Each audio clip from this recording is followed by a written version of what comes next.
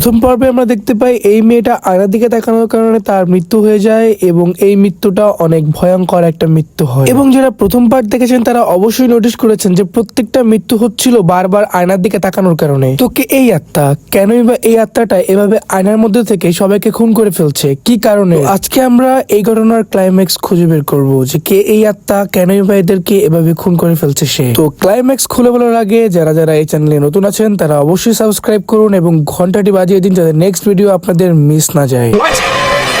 তো একটা দুঃস্বপ্ন দেখে এই ছেলেটি ঘুম থেকে লাফিয়ে ওঠে এবং চিন্তা করে এই আত্মাটি কে, কেন তোকে স্বপ্ন দেখালো বারবার, এবং সে এই বিষয়টা এই মেয়েটির সঙ্গে শেয়ার করে। তো চলুন জেনে নি কেন এই আত্মাটা দেখে খুন করেছিল। এই ছোট্ট মেয়েটির সঙ্গে উল্টাপাল্টা কাজ করানোর জন্য এই বাম দিকের ছেলেটা এবং ডান দিকের মেয়েটা ড্রিঙ্কস এর মধ্যে কিছু একটা মিলিয়ে এই মেয়েটাকে জোর করে খাওয়ানোর চেষ্টা করছিল, এবং এই কিউট মেয়েটি কোনো কিছু বুঝতে না পেরেই এদের কথা মতো এই ড্রিঙ্কসটি খেয়ে নেয়। তো এখানে এই মেয়েটিকে এবং পরের ছেলেটিকে আপনারা অবশ্যই চিনতে পেরেছেন, এরা সেই ভাগ্যবান যাদের আয়না দিকে তাকানোর কারণে মৃত্যু হয়েছিল। এবং এর পরের সিনে আমরা দেখতে পাই স্ক্রিনে তৃতীয় ব্যক্তি এসেছেন এবং এই ব্যক্তিটাই সব থেকে বড় নটছর ব্যক্তি, কারণ এই ব্যক্তির প্ল্যান মতোই এই মেয়েটাকে এতক্ষণ ড্রিঙ্কস করানো হয়েছিল এবং এই সম্পূর্ণ প্ল্যানটিকে হেল্প করে এই পাশের মেয়েটা এবং ওই ছেলে।